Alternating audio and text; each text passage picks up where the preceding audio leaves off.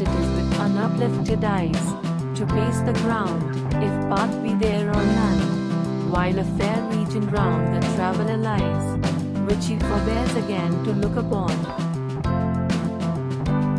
Least rather with some soft ideal scene, the work of fancy, or some happy tone of meditation, slipping in between, the beauty coming and the beauty gone.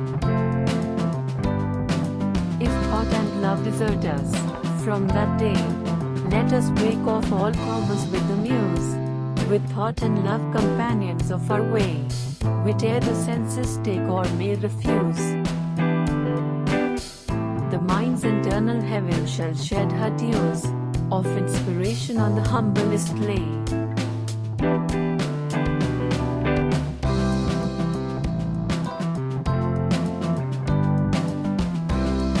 Thanks for watching. Share to family and friends. Subscribe now.